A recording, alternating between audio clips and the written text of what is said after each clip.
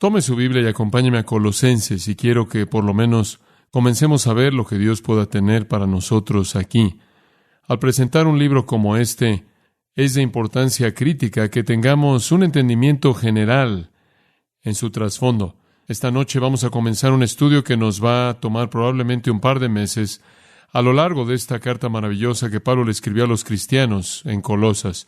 Y creo que es apropiado darle un entendimiento del por qué creo que debemos estudiar el libro, en términos generales de qué trata el libro y lo que vamos a aprender de él. Y quiero tratar de hacer eso en esta noche. Por lo menos para mí, hay 6 razones importantes por las que debemos estudiar Colosenses.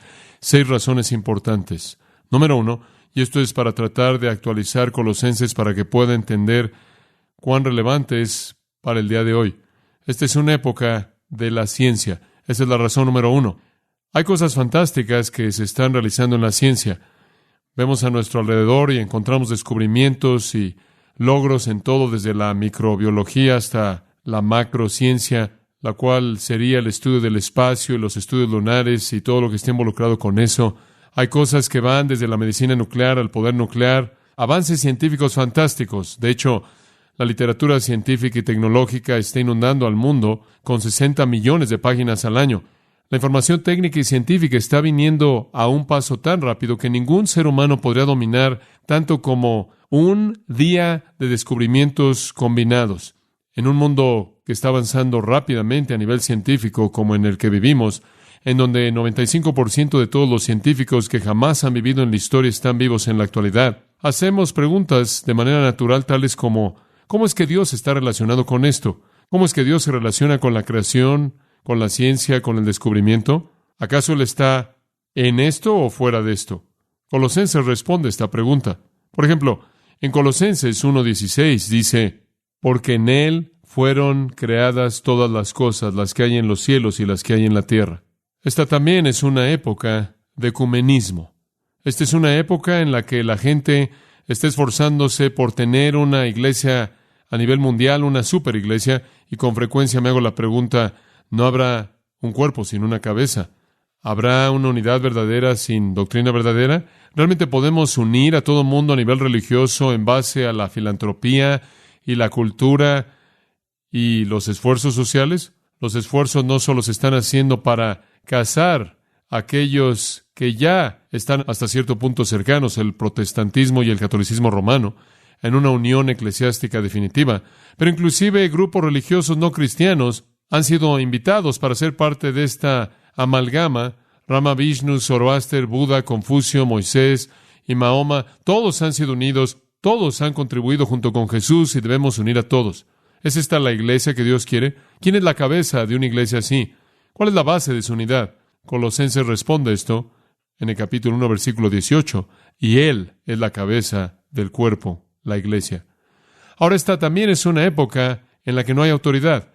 Esta es una época en la que la gente está negando cualquier tipo de absoluto y buscando lo relativo. Toda autoridad es sospechosa, no hay nada sagrado. El derrocamiento de todo, por lo menos, se permite si no es que es posible. Inclusive la religión no tiene autoridad. A todo hombre se le da el derecho de desarrollar su propia religión. En nuestro mundo tenemos la religión del hombre, la religión de la mente humana. No hay reglas, no hay absolutos, simplemente experiencia, ética que fluctúa y se hacen ídolos. Y Jesús es simplemente como otro gurú, como el resto. Su palabra no es absoluta, su verdad no es obligatoria, Él no es el único Dios verdadero. Ahora, en una época como esta, sin absolutos, alguien tiene que definir realmente quién es Jesús. Colosenses hace eso, capítulo 1, versículo 15. Jesús dice, es la imagen del Dios invisible, el primogénito de toda creación. Capítulo 2, versículo 9 dice, porque en Él habita corporalmente toda la plenitud de la deidad. Colosenses dice que hay algunos absolutos y Jesús es el primero. En cuarto lugar, esta es una época de pragmatismo. Creo que esta es la época en la que la gente quiere saber lo que funciona. Si usted quiere vender la meditación trascendental, si usted quiere comercializar la yoga, si usted quiere que la gente se una a la reflexión, simplemente dígale lo que haga alguna diferencia en su vida, dígale lo que les ayude a ser mejor en lo que sea. Esta es una época práctica y la gente está haciendo básicamente una pregunta. ¿Funciona? No es tan importante si es verdad, es importante si funciona. Y creo que en el cristianismo la gente quiere saber lo mismo. ¿Acaso Cristo funciona? ¿Acaso Él realmente cambia una vida? ¿Tendré paz? ¿Da Él gozo? ¿Acaso Él trae felicidad real? ¿Acaso Él da significado a la vida, poder, esperanza, propósito? Colosenses responde eso. Capítulo 1, versículo 22 dice, el cuerpo de su carne, mediante la muerte, puede presentaros santos y sin mancha irreprensibles ante Él. Él puede cambiarlo. Él puede hacerlo a usted santo. Capítulo 2, versículos 6 y 7 dice, para que andéis en Él, firmemente arraigados y edificados en Él. Y eso es algo que mucha gente necesita. Raíces. Usted puede experimentar gratitud. Capítulo 2, versículo 10 dice, y vosotros estáis completos en Él. Capítulo 3, versículo 3 dice, vosotros estáis muertos y vuestra vida está escondida con Cristo en Dios. Hay algunos cambios dramáticos. Y en el capítulo 3, versículo 12, hasta el capítulo 4, versículo 6, habla del nuevo poder que usted tiene para una vida cambiada. El 3:12 dice que ahora tenemos la capacidad de misericordia, amabilidad, humildad, mansedumbre, soportándonos unos a otros, perdonándonos unos a otros, etcétera, etcétera, etcétera. Todas esas cosas que buscan los hombres son posibles. Entonces Colosenses le habla a esa época, la época del pragmatismo. Y creo que también, en quinto lugar, esta es una época de relaciones frustradas. Una gran cantidad de personas en nuestro mundo está buscando relaciones significativas. Están buscando relaciones que sean satisfactorias entre ellos. Sin embargo, tantas personas están insatisfechas de manera desesperada. Yo diría que la mayoría de la gente están desesperadamente insatisfechas. Muchas personas están solas. Muchas personas no están relacionadas de una manera significativa con nadie, inclusive con sus esposas, sus esposos, sus padres, matrimonios, familias, gente que tiene que trabajar unos con otros. Ninguna de ellas se puede llevar. Tienen dificultad construyendo puentes para llegar el uno al otro. ¿Qué hay acerca de las relaciones? Colosenses habla claramente de este asunto. Capítulo 3, versículo 18, le habla de las esposas y los maridos y cómo tener una relación positiva en una familia, en un matrimonio. Versículo 20 de los hijos, versículo 21 de los padres, versículo 22 de los siervos o empleados, versículo 1 del capítulo 4 de los jefes. Todo acerca de las relaciones y cómo operan. Entonces, para aquellos que están en relaciones frustradas, Colosenses viene al rescate. En sexto lugar, esta es una época escatológica. Y con esto quiero decir que desde que, digamos, en los últimos 10 años, cuando empezaron a salir libros como La bomba de la población y El shock futuro y todas estas cosas, creo que la gente ha estado consciente del hecho de que podríamos estar cerca del fin del mundo. El hombre se ve a sí mismo en un curso de colusión con una catástrofe definitiva. Podríamos morirnos de hambre, guerras de hambre y la hambruna es muy posible. Ya se han establecido dispositivos nucleares en ciertos lugares y estaba leyendo recientemente que si alguien o algo jamás llegaba a disparar esas cosas, podría crear una ola que destruiría las ciudades de las costas. Y un comentarista que oí apenas esta semana dijo que es posible que eso podría causar una ola de más de 2 kilómetros de altura. La guerra nos podrá destruir, la guerra nuclear, la guerra biológica, química. La contaminación nos podría ahogar. Cuando el Apolo 8 tomó fotos de la superficie de la Tierra, descubrió que no Los Ángeles, sino el peor smog en el mundo era el que estaba en Osaka y Tokio. Y a lo largo de esa tira en Japón, 34 toneladas de suciedad por mes caen en cada kilómetro cuadrado y solo 17 toneladas caen en Nueva York. Vemos esta época y es escatológica. Muchas personas creen que estamos acercándonos al final. Colosenses responde a eso. Colosenses tiene algo que decir acerca del destino, algo que decir acerca del futuro. En el capítulo 1, versículo 12 dice, dando gracias a Dios que nos hizo aptos para participar de la herencia de los santos. Y en el versículo 13 habla de un reino venidero, o de un reino con un aspecto venidero. Oiga, hay un factor de destino aquí. Hay algo en el futuro. Capítulo 3, versículo 4. Cuando Cristo, quien es nuestra vida, aparezca, Eso nos dice que algo va a pasar en el futuro. Cristo aparecerá y entonces apareceremos con Él en gloria. Vea esta época desde todo ángulo posible y va a descubrir que Colosenses está actualizado.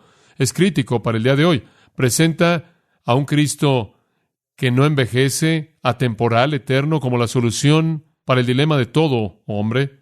Que la época de la ciencia sepa que Él es el arquitecto, el creador y el sustentador del universo. Que la época del ecumenismo sepa que Él es la única cabeza verdadera de la única iglesia verdadera, su propio cuerpo. Él es el Salvador todo suficiente, la fuente de su unidad vital. Que la época en donde no hay autoridad sepa que Él es la única autoridad, la imagen del Dios invisible, el preeminente en el universo, el que encarnó la plenitud de la deidad, la fuente de todo conocimiento y toda sabiduría.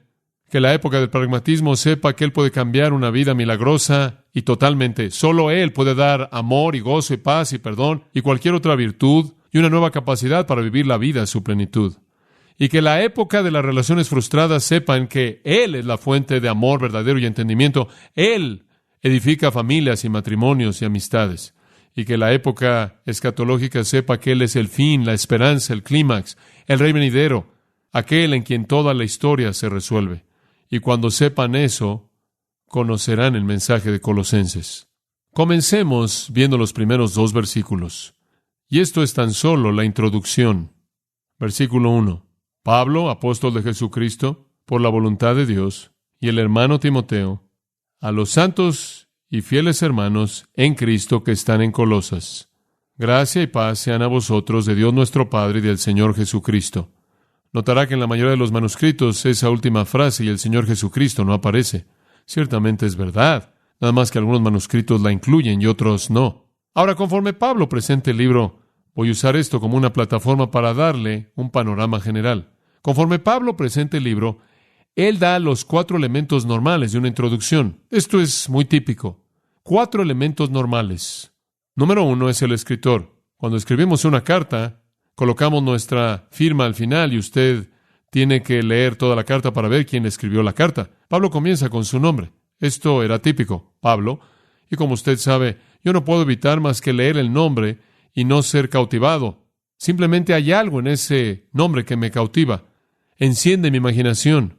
Me impone como ningún otro ser humano fuera de nuestro Señor. Su personalidad es algo tan devastador. Es una combinación de una mente absolutamente brillante, una voluntad totalmente imparable, sin embargo, un corazón tierno. Un hombre único quien fue judío por descendencia, sin embargo, fue un ciudadano romano por nacimiento y poseyó una cultura combinada de los griegos y los judíos que él adquirió por ser creado en la cultura griega en Tarso y la preparación por parte de maestros judíos tales como Gamaliel. Él inclusive se convirtió en un fariseo. Él fue un hombre con una cosmovisión total, por lo menos en el mundo con el que estaba familiarizado. Él fue llevado al ministerio y él se volvió primordialmente la causa determinante del curso futuro de la historia. Un hombre así es tan sorprendente que si tuviéramos una carta de ese hombre, tendríamos un tesoro increíble y tenemos 13 de él. ¡Cuán ricos somos! Entonces él se presenta a sí mismo. Y eso sería suficiente para nosotros. Y probablemente suficiente para la gente en Colosas realmente. Algunos de ellos, de cualquier manera, que ciertamente sabían de él, pero él añade esto. Él siempre añade esto. Apóstol de Jesucristo. Y la razón por la que él añade esto es porque esto afirma su autoridad. Él no está a punto de escribir una carta que da su opinión. Él no es simplemente un mensajero. Él es alguien vestido con la autoridad y capacitado con el que lo envía. Él no simplemente está llevando un mensaje, él representa autoridad y poder. Y sabe una cosa, él afirma esa autoridad apostólica cuando él escribe a iglesias, cuando él sintió que era necesario. En Filipenses, por ejemplo, en donde no es necesario que él establezca su autoridad porque ya ha sido establecida, él ni siquiera se molesta por decirlo. En Primera y Segunda de Tesalonicenses, en donde no es necesario establecer su autoridad, él no se molesta por decirlo ahí tampoco. Y en Filemón, en donde no está usando autoridad, sino pidiendo un favor, él no dice nada acerca de su autoridad. En contraste, en Gálatas, él pasa 2 capítulos hablando de su autoridad, porque estaba en cuestión. Y ahora al escribir a los colosenses, él simplemente la afirma para que ellos sepan que esta no es una opinión de algún misionero, sino que es la palabra con autoridad del vocero divinamente designado de Jesucristo. Esta es la palabra de Dios. Pablo, apóstol de Jesucristo. ¿Cómo? Por la voluntad de Dios. Él no llegó a tener esta función por aspiración, por usurpación, por nominación, sino por revelación divina. La voluntad de Dios. Entonces conocemos al escritor. En segundo lugar, su compañero. En tantas de sus cartas, él presenta a la persona que está con él mientras que él está escribiendo. Este no es un coautor, es simplemente el que estaba ahí con él. Y Timoteo, de hecho, dice, y el hermano Timoteo. Él no está diciendo que Timoteo está escribiendo. Él está diciendo que Timoteo está conmigo. Él incluyó a Timoteo como su compañero cuando comenzó en 2 de Corintios, en Filemón, en Filipenses, en 1 de Tesalonicenses y en 2 de Tesalonicenses. En Gálatas, él incluyó a un grupo de hermanos que estaban con él. En 1 de Corintios, él incluye a Sóstenes, el hermano Sóstenes. Entonces, es su hábito incluir en el saludo a quien está con él. Es como si dijera, soy yo y mi amigo que está conmigo, diciendo hola. Nada más que eso, hablándole a ustedes como el apóstol de Cristo. No puedo evitar sino decir una o dos palabras de Timoteo. Pablo amaba a Timoteo de una manera muy excepcional. Estoy seguro de que Pablo amó a muchas personas y en particular a muchos de los que él había ganado para Cristo, pero él tenía un amor único hacia Timoteo. Timoteo fue el que lo consoló. Timoteo fue aquel cuya presencia él amaba más. Lea en algún momento Filipenses 2, 19 al 23 y simplemente vea sus sentimientos hacia Timoteo. Durante los largos años de trabajo que Pablo pasó como un apóstol, Timoteo había sido su camarada. Timoteo es una persona interesante. Él fue muy delicado, frecuentemente enfermo, tímido, titubeando, siempre necesitando ánimo y lloró mucho. Ese fue Timoteo. Sin embargo, nadie en todo el ministerio de Pablo, alguien es visto en una relación como la que Pablo tuvo con Timoteo. Pablo no confió tanto en nadie, ni a nadie le expresó tanto amor como a Timoteo.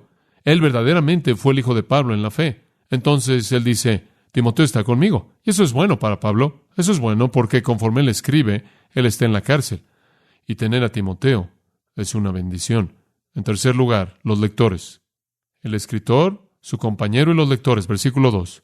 A los santos y fieles hermanos en Cristo que están en Colosas. Y notará usted cómo esto se estrecha. A los santos, ese es un término amplio. Y de los santos a los santos fieles, y de los santos fieles a los que están en Colosas. Él enfoca su carta hasta llegar al objetivo, a los santos. ¿Sabe usted lo que es un santo? Dice usted, oh sí, son de los que tienen estatuas. No, la palabra santo, simplemente para darle esto, presentándolo desde un ángulo diferente, un poco diferente. Sé que usted está familiarizado con esto, pero no quiero decir lo que usted ya sabe. Quiero decir algo en lo que quizás no ha pensado. La palabra santo en el griego original, escucha esto, no tiene un significado ético-moral en absoluto. No tiene una naturaleza justa en su terminología. No tiene importancia moral, no tiene importancia ética. Simplemente significa apartado, uno separado. Hablamos de una iglesia como un lugar santo. Ahora eso no significa el ladrillo y la piedra y la madera, que eso tiene algún tipo de cualidad ética. No significa que esto es cemento moral. No, lo que significa es que es santo solo en el sentido de que esto ha sido apartado para el uso del pueblo de Dios.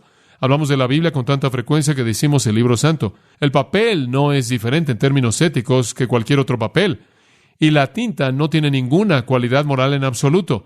Pero cuando decimos que es un libro santo, queremos decir que de todos los libros en el mundo, este libro ha sido apartado como el único libro mediante el cual Dios comunicó su verdad. Está apartado de el resto de los otros libros. Venimos a la mesa del Señor en algún momento y tomamos el pan y decimos, este es pan santo. Bueno, no es diferente que cualquier otro pan ordinario, pero ha sido apartado como un símbolo de Jesucristo. Santo simplemente significa apartado. ¿Sabe usted lo que es un cristiano? Él es santo. Eso no necesariamente hace una afirmación ético-moral acerca de él. Simplemente dice que él ha sido apartado del mundo de personas ordinarias para pertenecer a Dios.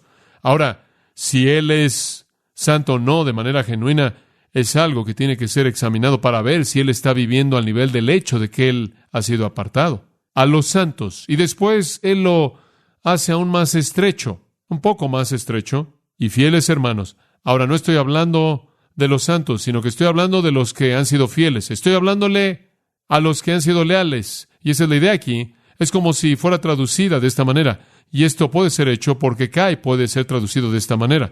A los santos, esto es los hermanos fieles. No es los santos por aquí, los hermanos fieles por acá, como si hubiera un significado adverso. Son los santos, esto es los hermanos fieles. Ahora, ¿cuáles, Pablo? Los que están en Colosas. Que están en Colosas. Bueno, hablemos de Colosas. Tenemos que entender un poco del trasfondo acerca de Colosas. No sabemos cuándo fue fundada, pero ya existía en los días de Jerjes, quien fue el rey de Persia, del 486 al 465 a.C. Entonces, unos 500 años antes de que Cristo naciera, Jerjes, quien incidentalmente es el mismo que Asuero, el rey durante el tiempo de Esther, en ese entonces Colosas existía. Todavía estaba ahí en el día de Pablo.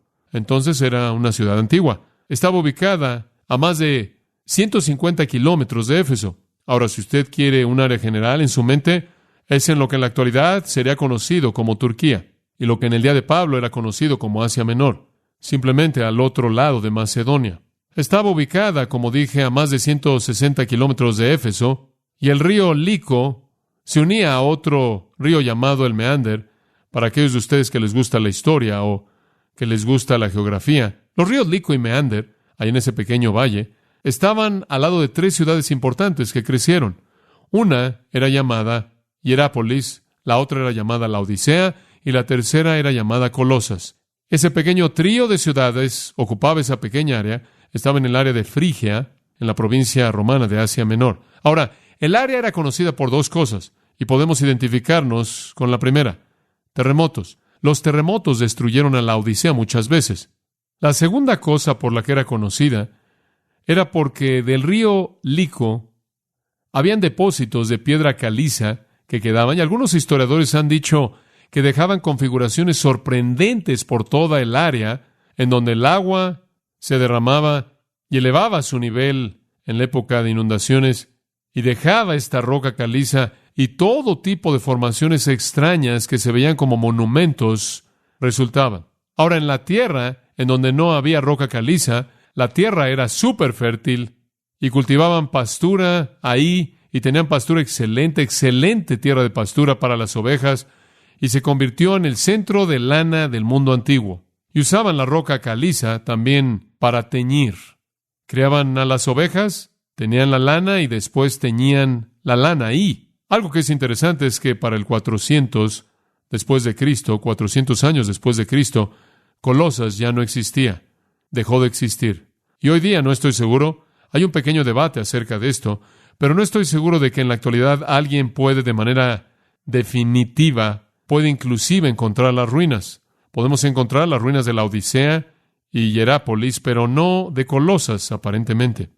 Fue una ciudad gentil, pero se estima que en esas tres ciudades podía haber tanto como 50,000 judíos, y la razón por la que estiman eso es porque encontraron algunos documentos acerca de un impuesto que la comunidad judía ahí estaba enviando de regreso a Jerusalén, y por la cantidad del impuesto pueden deducir cuántos judíos habrían sido para poder entregar esa cantidad, y estiman que unos 50,000 judíos. Entonces, hubo una población gentil grande y una población judía más bien grande. Entonces, estaban ahí los santos en Colosas. No una ciudad famosa, una muy insignificante, y en la época de Pablo no era un lugar importante, era totalmente insignificante. Iba camino a su extinción. ¿Cómo es que la iglesia comenzó ahí? Bueno, permítame tan solo darle un panorama breve. En el tercer viaje misionero de Pablo, él fue a Éfeso. Éfeso fue un gran centro de Asia Menor, y Pablo fue ahí en su tercer viaje y se quedó ahí durante 3 años, ¿se acuerda? Durante los 3 años que él estuvo en Éfeso, él nunca visitó Colosas, hasta donde sabemos. Pero comenzó a venir gente a él de toda Asia Menor. Y sabe usted que durante esos 3 años, la iglesia en Éfeso fue fundada, y todas las 7 iglesias de Apocalipsis 2 y 3 fueron fundadas. Usted tiene Éfeso, Laodicea, Esmirna, Filadelfia, Pérgamo, todas esas, Teatira, todas esas iglesias fueron fundadas durante esa época, y también lo fue la iglesia en Colosas, y también la iglesia en Hierápolis. Todas fueron el resultado del ministerio de Pablo en su tercer viaje misionero, conforme él ministró ahí. En Hechos, capítulo 19, versículo 10, dice, y esto es parte de su ministerio allá en Éfeso, y esto continuó durante el espacio de 2 años. Esta fue la primera parte del ministerio, de tal manera que todos los que moraban en Asia, esto es Asia Menor, una provincia, todos los que moraban en Asia Menor oyeron la palabra del Señor Jesús, tanto judíos como griegos. Versículo 26, cuando quisieron expulsarlo, dijeron, además, tú has visto y has oído que no solo en Éfeso, sino casi en toda Asia Menor este Pablo ha persuadido y ha convertido a muchas personas diciendo, no son dioses los que son hechos con manos.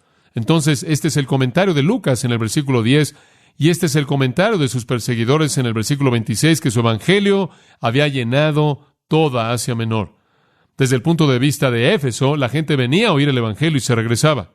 De Colosas vino un grupo de personas: Epafras, Filemón, Apia, Arquipo. De la Odisea vino Ninfas. Todos ellos recibieron a Cristo bajo el ministerio de Pablo. Todos ellos regresaron para ser usados por Dios para comenzar iglesias. La persona más influyente al principio de esas 3 iglesias en esas ciudades fue Epafras. Si usted ve el capítulo 4 de Colosenses y el versículo 12, usted lo va a conocer. Epafras, quien es uno de vosotros, como puede ver es colosense, quien es uno de vosotros, un siervo de Cristo, os saluda. Epafras había venido a visitar a Pablo desde Colosas, entonces él envía sus saludos, siempre rogando encarecidamente por vosotros en sus oraciones, para que estéis firmes, perfectos y completos en todo lo que Dios quiere. ¡Qué gran hombre! Porque de él doy testimonio de que tiene gran solicitud por vosotros. Y ahora, escuche esto, y por los que están en la Odisea y los que están en Hierápolis. Aparentemente, Epafras había sido usado para fundar las 3 iglesias. Y lo que había sucedido es que Pablo ahora había terminado sus 3 años en Éfeso. Él pasó un invierno en Grecia escribiendo y después comenzó a dirigirse de regreso a Jerusalén. Él recogió la ofrenda que iba a llevarle a los santos pobres y regresó hasta Jerusalén. Él llegó a Jerusalén y ¿se acuerda usted del problema terrible que pasó? Lo metieron a la cárcel y después él terminó en Cesarea en la cárcel. Él apeló su caso a César y lo enviaron de regreso a Roma. Y ahora él está en Roma y él es un prisionero, pero como prisionero él tiene libertad para que la gente lo visite. Entonces, en el confinamiento romano, encadenado a un soldado, Epafras llega de Colosas y le cuenta de los colosenses, y a partir de eso sale esta carta. Una iglesia que nunca había visitado hasta donde sabemos, una iglesia que él no había fundado, pero en algún punto cerca del 63 después de Cristo, cerca del final de su encarcelamiento, Epafras llega, le cuenta de la iglesia e incidentalmente él le dio un reporte favorable. Veremos eso cuando comencemos a ver los versículos 3 y en adelante. Pablo dice, damos gracias a Dios por vosotros. Fue un buen reporte. Pero había un peligro ahí también. Y esa es la razón realmente por la que vino Epafras. Él estaba preocupado. Y veremos por qué estaba preocupado en tan solo un momento. Ahora eso nos lleva, regresando a los versículos 1 y 2, a la cuarta característica de esta introducción, el saludo. Hemos visto al escritor y su compañero y los lectores. Y el saludo, gracia y paz sean a vosotros de Dios nuestro Padre. Ese fue el saludo común. Gracia es el favor de Dios espontáneo, inmerecido en acción. Es la misericordia de Dios soberana, concedida de manera libre en operación. Y el resultado de eso es la paz. Cuando Dios opera su gracia soberana en usted, el resultado es que usted recibe paz. Gracia fue un término judío, paz fue hebreo, ambas fluyendo de Dios. Entonces, Pablo los saluda. Entonces, él comenzó su carta como resultado de la venida de Epafras. ¿Pero qué tenía en mente? ¿Qué es lo que Epafras le dijo que lo hizo escribir esto? Él no solo se sentó y empezó a hablar, él estaba hablando acerca de algo. ¿Qué fue? Eso nos lleva al 5º punto en nuestro pequeño bosquejo, y ese es la herejía. Hemos visto al escritor, al compañero, los lectores, el saludo. 5 es la herejía. Y dice usted, ¿en dónde está eso en los primeros 2 versículos? No está ahí. Pero usted no puede entender el libro a menos de que entienda esto, y realmente esto es fascinante. Y usted debe entenderlo. Aquí está una congregación de gentiles, y probablemente tienen un grupo de judíos creyentes aquí, unos cuantos, y tienen un problema. Hay una herejía que está comenzando a infiltrarse en la congregación, y Epafras, su pastor, realmente está preocupado.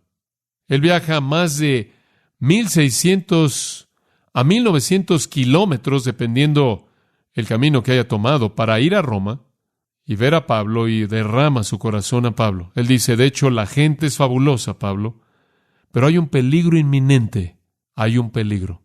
Y Pablo les escribe y dice, oigan ustedes, superpersonas, oigan ustedes, son fabulosas, pero permítanme advertirles acerca de algo. Además, más adelante usted lo va a oír decirles, no dejen que nadie los engañe. No es que ya habían sido engañados, es que estaban en peligro de ser engañados. Esto es prevención. Dice usted, bueno, ¿cuál es la herejía? Bueno, era una herejía con dos frentes. En primer lugar, venía del paganismo. Esas personas estaban viviendo al borde del paganismo todo el tiempo. ¿Sabe una cosa? En esa región, los historiadores nos dicen que las deidades como Cibeles, Men, Isis, Serapis, Helios, Selene, Demeter y Artimo dominaba la adoración de la gente. Digo, habían dioses, usted sabe, ad nauseam, suficientes. Y la maldad básica que enfrentaba esa iglesia era volver a caer en el paganismo. En la mayoría de los casos eran cristianos nuevos y la atracción de la oscuridad y la sensualidad de la vida antigua era fuerte. ¿Alguna vez ha notado eso en su vida? Yo noto eso con cristianos nuevos. Yo lo veo en mí. Algunas veces lo llamo, creo que Hendrickson usa el término, William Hendrickson, el cable del pasado. La vida es como un cable. El hábito produce cables. Una persona teje un hilo cada día hasta que se convierte en un cable inquebrantable, irrompible, y después usted no lo puede cortar y el cable del pasado tiende a jalar. Y estaba el ambiente del presente en el que estaban viviendo. Era difícil remar en contra de la corriente. Y después tenían el jalón de la pasión que los jalaba. Y entonces Pablo les estaba diciendo, no regresen, no regresen. En el capítulo 1, por ejemplo, versículo 23, dice, si continúan en la fe, arraigados y establecidos, y no se alejan, no quiero que regresen, quédense ahí, aguanten ahí. Capítulo 2, versículo 6, él dice, como habéis recibido a Cristo, sigan andando en Él. Capítulo 3, versículo 2, poned la mira en las cosas de arriba, no en las de la tierra, no regresen por ese camino. Entonces, Pablo ve el mundo y la carne jalándolos. Pero había otra cosa, era Satanás. El mundo y la carne jala, y también Satanás. Y mientras que el vicio, el mundo y la carne jala al cuerpo, Satanás jala la mente. Satanás está disfrazado como ángel de luz, y entonces aquí tienen al vicio jalando sus deseos pecaminosos, los deseos de la carne, y tienen doctrina falsa jalando sus mentes. Satanás entró y sembró su doctrina falsa, y eso se convierte en el palpitar real de la escritura de Pablo para contraatacar la doctrina falsa. Y esta doctrina falsa, permítame dárselo de manera muy simple, esta doctrina falsa básicamente tenía dos características. No sabemos qué tipo de doctrina era, no tenemos ningún título para ella, realmente no hay un sistema en particular que conocemos históricamente, pero se lo voy a definir. Esta doctrina falsa que Satanás estaba comenzando a esparcir, o por lo menos tratando de esparcir en Colosas, tenía dos características básicas. Número 1, incluía una filosofía falsa. Capítulo 2, versículo 8, guardaos, no sea que alguno os engañe mediante filosofía. Hombre, muchas personas han sido echadas a perder mediante la filosofía. Y engaño vacío. Esto es interesante. Bueno, ¿qué estás diciendo, John? Escúchame, aquí está lo que estaban diciendo. A los griegos les encantaba el conocimiento. Oh, les encantaba. Literalmente esparcían y brillaban por lo que conocían. Y entre más se metió usted en el conocimiento, y más difícil era que alguien lo entendiera usted, y más se metía con lo extraño, con el entendimiento raro, más orgulloso se convertía usted. Los herejes estaban diciendo esto. Ellos estaban diciendo, la simplicidad del Evangelio no es adecuada. Ahora escuche, la simplicidad del Evangelio no es adecuada. Jesucristo no es suficiente. Debes tener un conocimiento complejo además de tenerlo a Él. La salvación es, escuche, Cristo más conocimiento equivale a salvación. Ellos decían tener visiones secretas. Capítulo 2, versículo 18. Entrometiéndose en esas cosas, literalmente dice, aferrándose en cosas que él ha visto y envaneciéndose vanamente en su mente carnal. ¿Sabe lo que era? Esto era lo que estaba pasando. Este hombre pretendía ver una visión. Y él viene y dice, he visto una visión. He visto lo sobrenatural. Y él asume un aire de entendimiento profundo de los misterios divinamente revelados. ¿Se da cuenta? Y él se enorgullece por su conocimiento superior. Y esto es lo que más adelante se convirtió en gnosticismo, de gnosis, conocer, conocimiento superior. Esto no es gnosticismo aún, porque el gnosticismo realmente no fue definido por muchos años después de esto. Pero aquí están las semillas del gnosticismo. Orgullo intelectual. Alguien estaba diciendo: no es suficiente conocer a Jesús. Ustedes no pueden derrotar los poderes de los demonios que emanan. No pueden traspasar las barreras para llegar a la esfera divina únicamente con Jesús. Tienen que tener conocimiento superior. Y entonces estaban hablando de filosofías absurdas. Y estaban entrometiéndose. El versículo 18 dice: en cosas que habían visto, y su mente carnal estaba envaneciéndose. Jesús no es adecuado. ¿Se da cuenta? Jesús creía en eso, era una de las emanaciones. Esto es lo que creían. Dios era bueno, Dios era espíritu, la materia era mala. ¿Se acuerda de eso? Es lo mismo que los gnósticos. ¿Cómo es que Dios, siendo bueno, podría crear la materia mala? Él no podía. Entonces, ¿sabe lo que Dios hizo? Él simplemente dio lugar a muchos subdioses, y ellos seguían y seguían y seguían y seguían y seguían, y finalmente, aquí abajo, comenzaban a volverse malos, y empeoró y empeoró y empeoró. Y uno realmente malo creó la materia. Y Dios estaba tan distante que Él no tuvo nada que ver con eso. ¿Sabe quién era Jesús? Él estaba alineado aquí arriba. Una de las emanaciones buenas y las malas eran los demonios. Y entre el hombre y Dios estaba esta barrera de demonios malos. Y la única manera en la que usted podía atravesar eso era teniendo el superconocimiento y adorando a las emanaciones buenas que podían ayudarle a usted a atravesar esa barrera. Esa es la razón por la que adoraban ángeles, porque pensaban que necesitaban que los ángeles rompieran esa barrera para poder llegar a la esfera divina, y Jesús era uno de sus ángeles. Él no era suficiente. Usted tenía que conocer a más que tan solo Él. Él no era Dios. Él era subdios. Él era una emanación. Esto más adelante, como dije, se desarrolló de manera completa en gnosticismo. Jesús era una emanación buena. Algunos de ellos dijeron: Él era un fantasma, y esa es la razón por la que Pablo dice en el 1:22 que en el cuerpo de su carne. Él dijo esto. Y en el capítulo 2, versículo 9, él dice: en él habita corporalmente toda la plenitud de la deidad.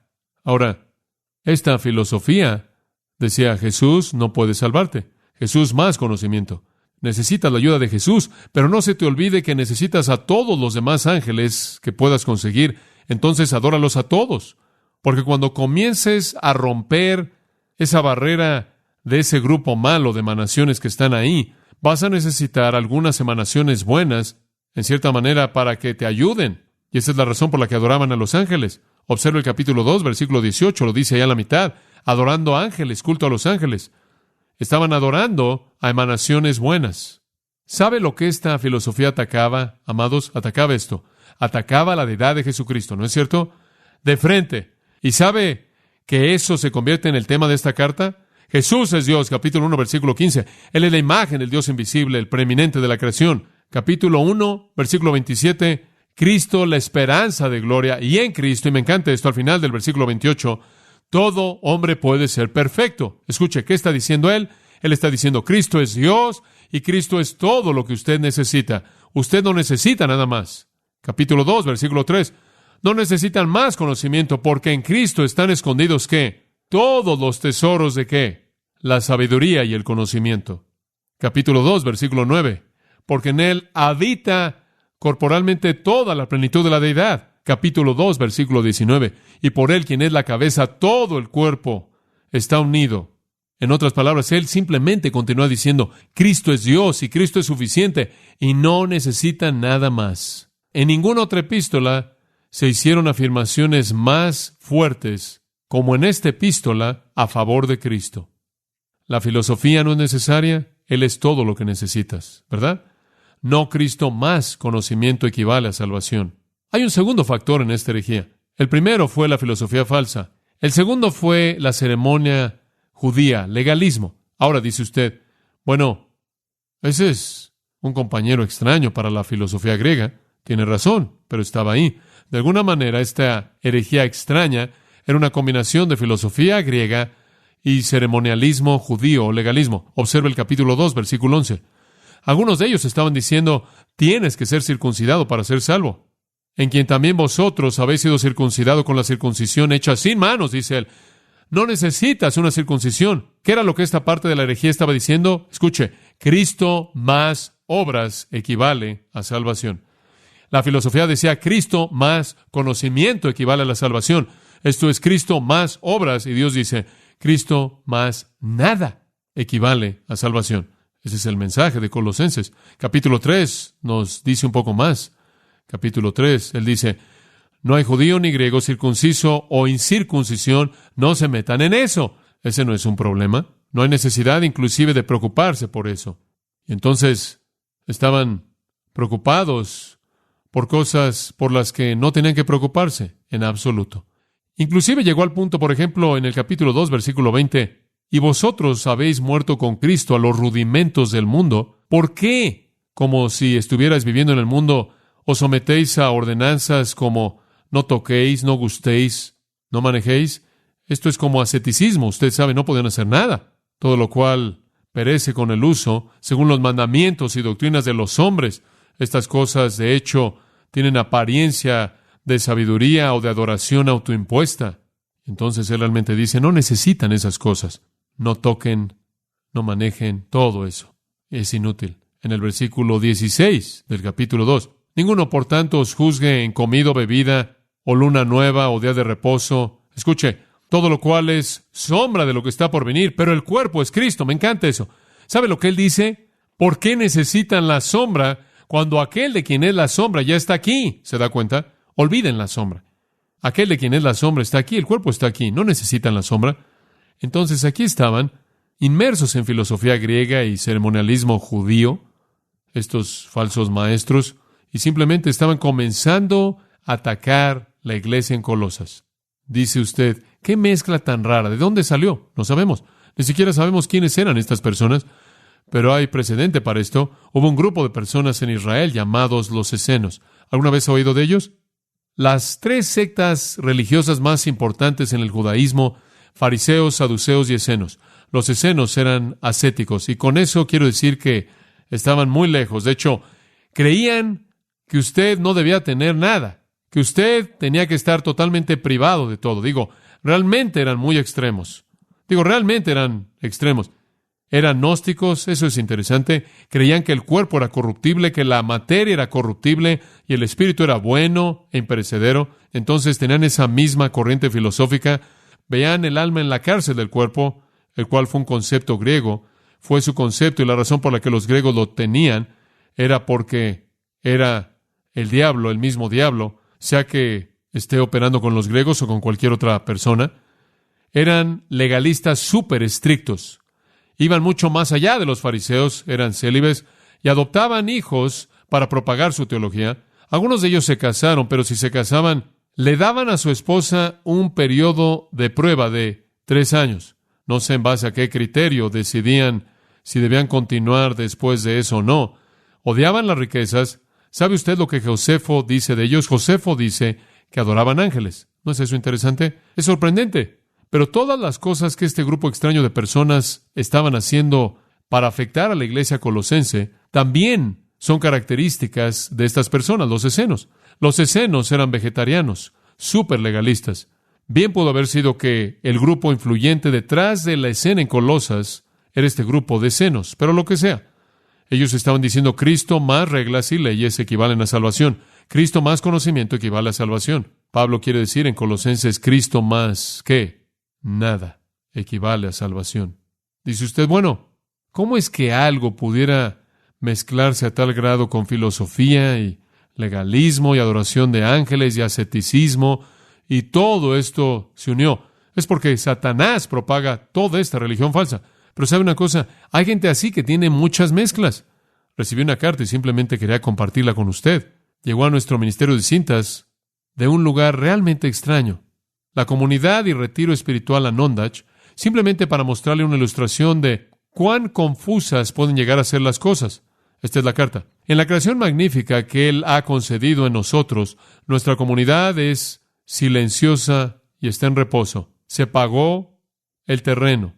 Han habido pocos martillos y sierras y herramientas moviéndose en la comunidad, conforme nuestro monje líder Ben y su amada esposa Mona han estado de vacaciones por varias semanas.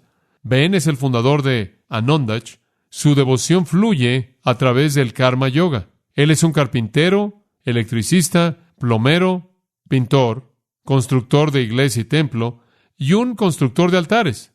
Digo, construir una iglesia es una cosa, construir una iglesia y un templo es algo. Construir una iglesia, templo y altares, una mezcla única. Además, dice, recientemente tuvimos un baile con Banana Boogie y Lazy Days, donando la música. Hubo diversión, comida y ruido. El Señor también proveyó a un par de niños que estuvieron ahí haciendo cruces en las frentes con bálsamo de tigre. Algunos niños, de manera inocente, quedaron sorprendidos cuando de pronto la cruz empezó a quemar en su frente. Hubo una reunión de Bahá'í en la sala. Bahá'í es lo que cree que usted puede llegar a Dios como usted quiera, y hay 9 puertas. Fuego centellante y algo de refrigerio preparó el escenario, los panqués y la mermelada. Bueno, no necesitamos leer eso. Nos hemos unido a la biblioteca de cintas de palabra de gracia. ¿Se da cuenta? Le damos la bienvenida a cualquiera que quiere venir y escuchar algunas cintas hermosas acerca de la Biblia, Cristo y la vida cristiana. El orador es el reverendo John MacArthur. Y recientemente recibí una carta de ellos.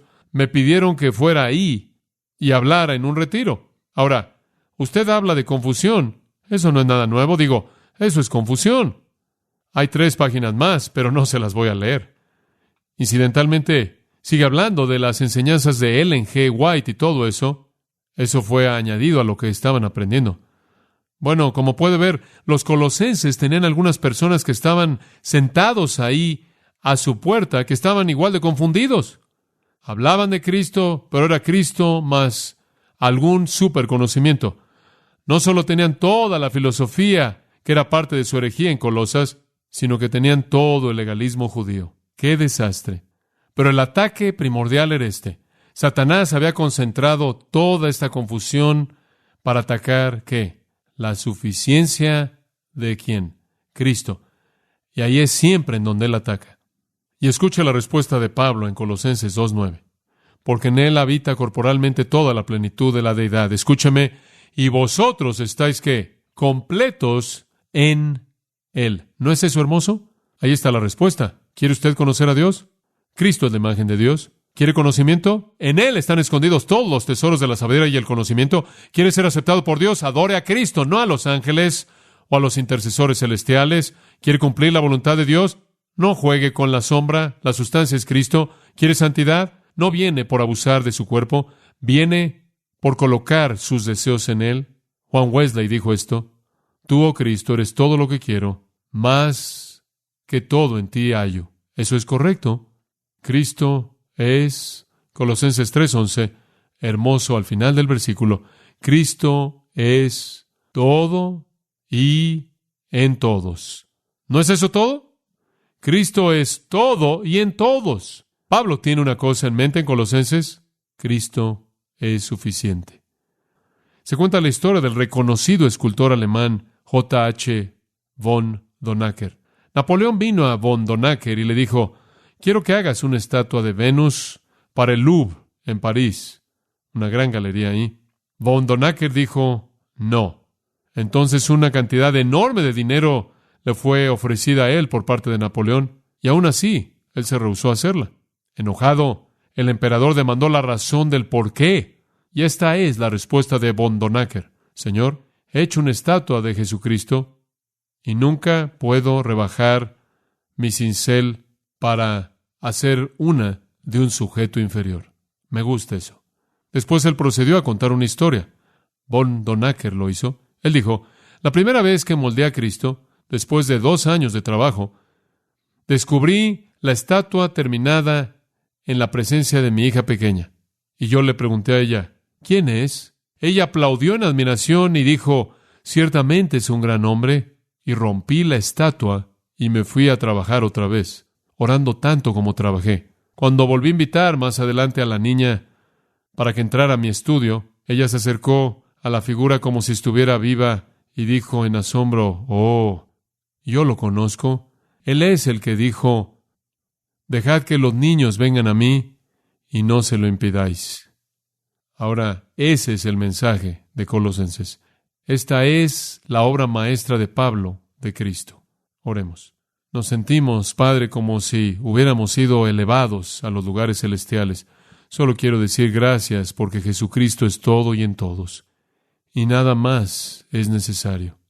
Oh, qué gozo es saber eso.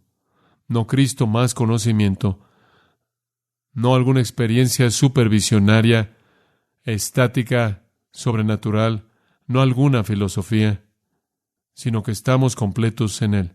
No alguna ceremonia, algún ritual, algunas reglas, algunas obras, sino que estamos completos en Él.